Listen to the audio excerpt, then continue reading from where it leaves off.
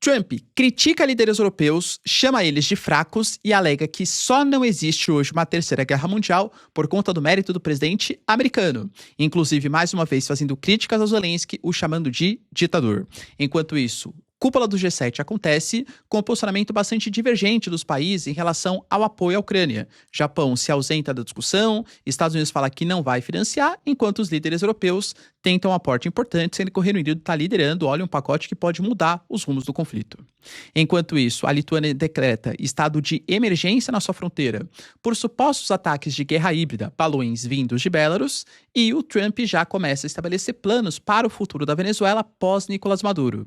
Mas o Brasil se posiciona de maneira contundente, alegando que se os Estados Unidos praticarem algum tipo de ingerência na América Latina, primeiro, que vai ter uma união de todos os países latino-americanos contra essa interferência estrangeira, faz críticas à postura dos Estados Unidos, declarando como atos de guerra, e ainda coloca que será um Vietnã 2.0. Enquanto isso, Zohran Mamdani, que vai ser o prefeito de Nova York, ensina a população, os imigrantes locais, cerca de 3 milhões que moram ali na região, a lutarem contra os agentes federais, se recusando a serem presos, inclusive por ordem do presidente Trump. Se vocês querem entender um pouco mais sobre esses assuntos, e muito mais também sobre geografia, geopolítica, atualidades, política, polêmicas, enfim. Tudo para você se manter sempre bem atualizado. Já se inscreve no canal, deixa seu like e compartilha esse vídeo, que o professor Ricardo conta muito com a sua ajuda. Belezinha? Pessoal, recado rapidinho da nossa parceiraça do canal. Galera, presta atenção que eu tenho uma super oportunidade para você. Estamos chegando próximos aí da festa de final de ano, Natal, Ano Novo. Pode ver, ó, já tá em clima aqui, ó, de Natal aqui em casa, né?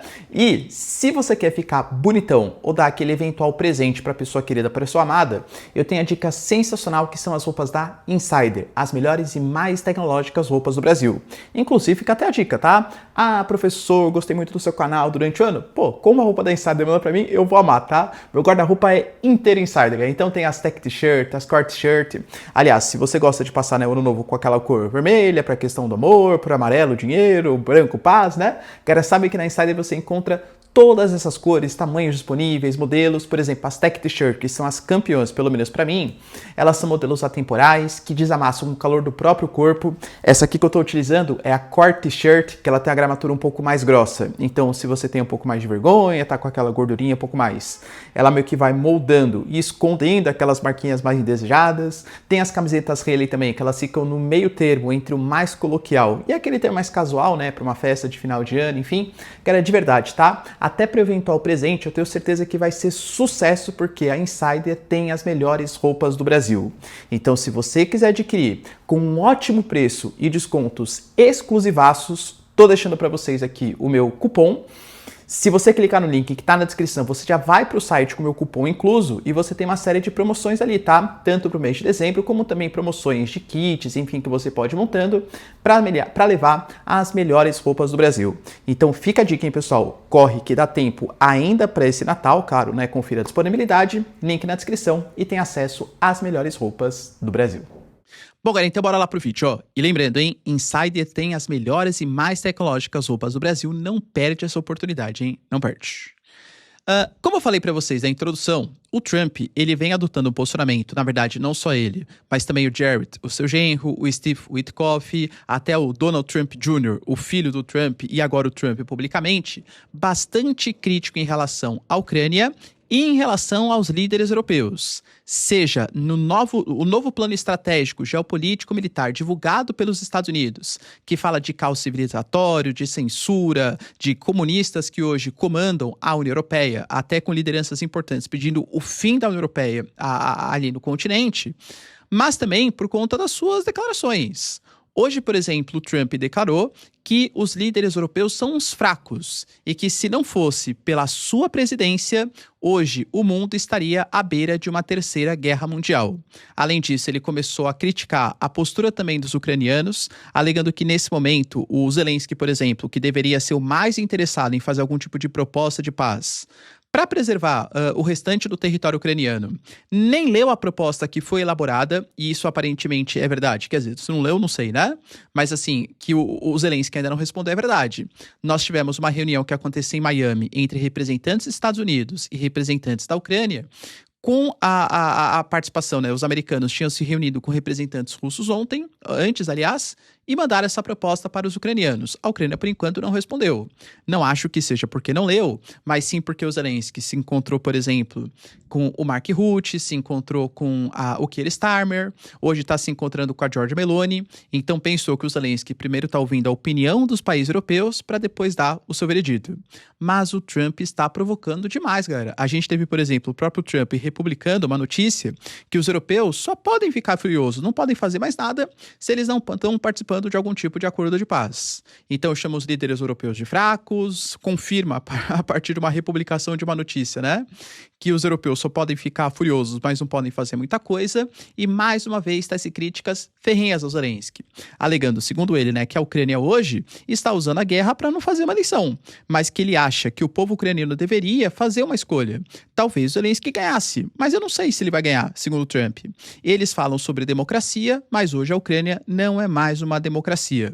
Lembrando que ele não falou exatamente, explicitamente, ditador, dessa vez, mas já se referiu ao Zelensky como um ditador no passado, e de fato a Ucrânia, quando a gente pega o porquê que ele falou isso, deveria ter passado pelo processo eleitoral. Só que a Ucrânia hoje é um país em situação de guerra, e como um país em situação de guerra, os próprios princípios constitucionais, quando você decreta um estado de emergência, anulam algum tipo de processo eleitoral. Claro, né, galera, eu acho que a Ucrânia está com um pouco mais de dificuldades, tipo, não se desintegrar completamente, do que realizar um processo eleitoral. Mas, claro, né?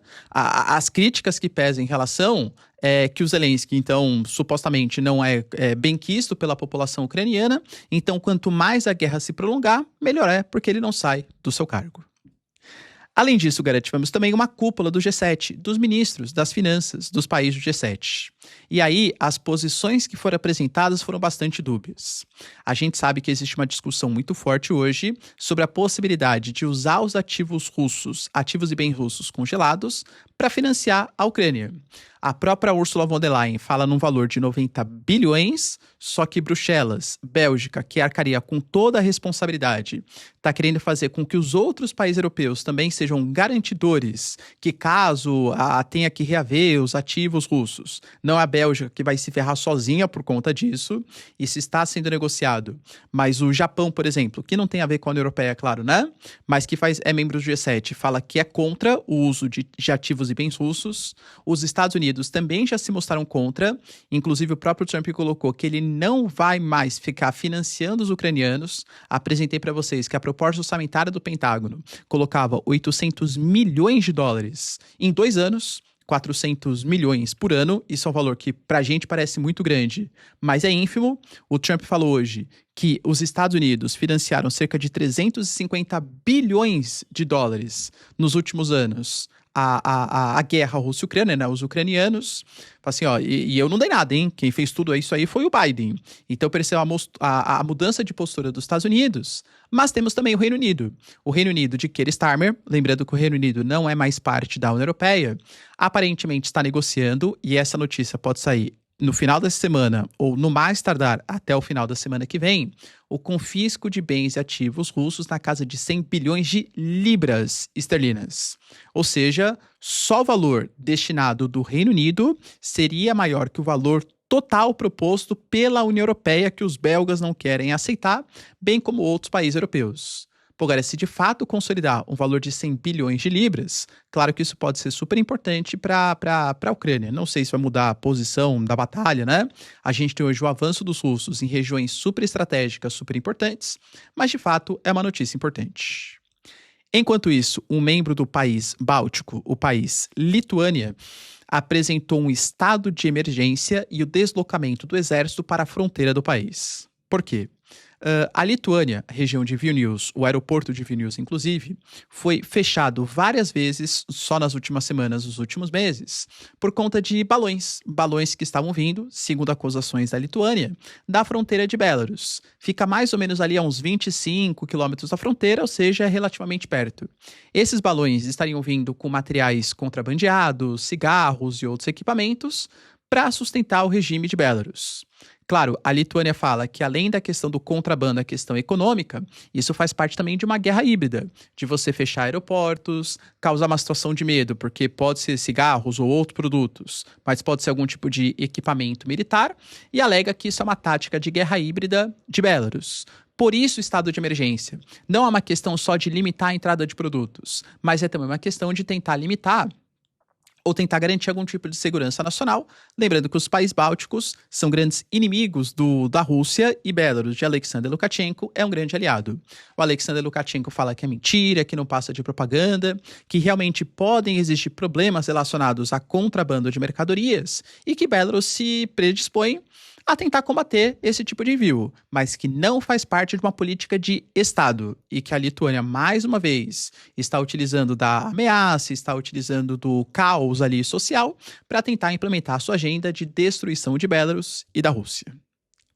Outra notícia que era relevante está ligado a planejamento do Trump, já que está definindo, segundo a própria CNN, junto aos seus pares, junto a outros analistas e estrategistas, o futuro da Venezuela. Muito possivelmente em conjunto com a Maria Corina Machado, que está indo em direção à Noruega receber o seu prêmio ali, né, o seu Nobel da Paz, mas haveria algum tipo de coordenação para a queda de Nicolás Maduro e a transição de governo. Quando foi perguntado para ele, ele falou que não comenta nenhum tipo de estratégia militar, política, geopolítica com repórteres. Inclusive, ele vem dando umas patadas bem fortes em repórteres, principalmente repórteres mulheres, hein, falando de incompetente, tudo tal, né? Mas assim, não deixou muito claro como que vai ser o futuro, né, dessa intervenção na Venezuela. Mas o Brasil se posicionou a partir de Celso Amorim. Para quem não conhece, Celso Amorim já foi chanceler do Brasil, ministro das Relações Exteriores, lá durante o primeiro governo Lula, e hoje ele comporta como um assessor especial das Relações Exteriores do Brasil. Eu diria assim, que na prática o nosso ministro das Relações é o Mauro Vieira, mas é um cargo muito mais político, porque quando precisa negociar, assim, uma questão mais ideológica, geralmente é o Celso Amorim que faz essa negociação. Ou seja, ele é uma figura muito importante que representa, sim, a ideologia do governo brasileiro. E o Celso Amorim, ele fez declarações, assim, bastante rudes, né, bastante contundentes contra os Estados Unidos. Alegando, por exemplo, que ele sabe que se os Estados Unidos insistirem em fazer algum tipo de intervenção na Venezuela, vai ser um novo Vietnã.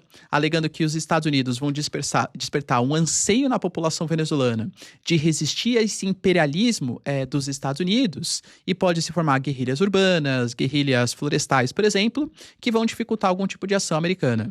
Eu, particularmente, não sei se acredito muito nessa retórica, é que acho que depende de como vai ser o conflito.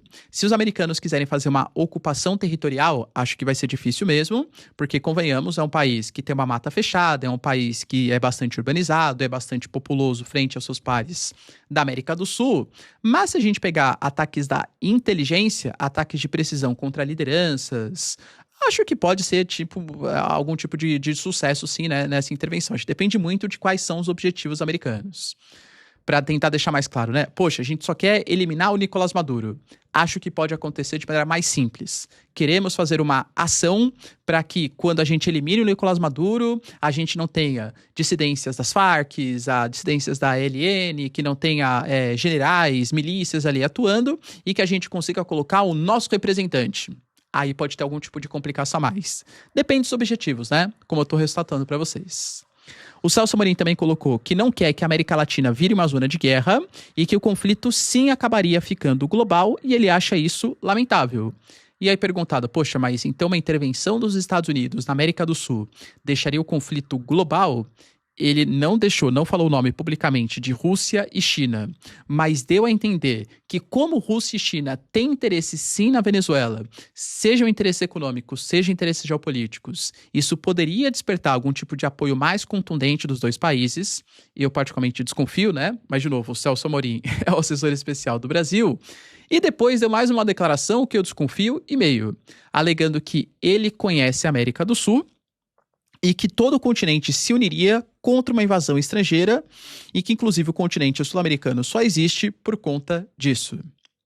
Ou seja, eventualmente uma agressão dos Estados Unidos contra a Venezuela faria com que toda a América do Sul resistisse a essa agressão americana. Vamos tentar ver na realidade?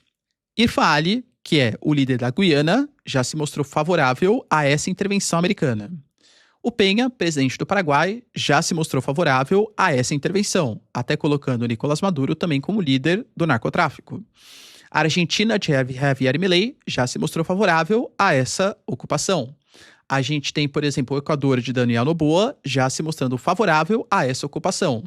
No Chile, muito possivelmente, a gente vai ter a eleição do Cast, que já se mostrou favorável a essa intervenção. Ou seja, claro que existem países e países. Talvez a Colômbia de Gustavo Petro, o Brasil, por exemplo, o Uruguai de Armando Orsi, cara, aí realmente possa ter algum tipo.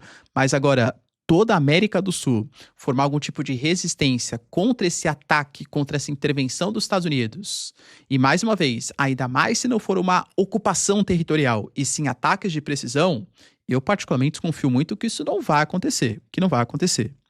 Depois ele justificou suas falas, falando que se cada eleição questionável que acontecesse no mundo desencadeasse algum tipo de invasão, o mundo estaria em chamas. Que se o Maduro chegar à conclusão, vai ser uma conclusão dele, né, de ele sair da Venezuela, mas que o Brasil não vai pressionar o Nicolás Maduro, até porque a relação já não é mais tão calorosa e intensa como já foi no passado.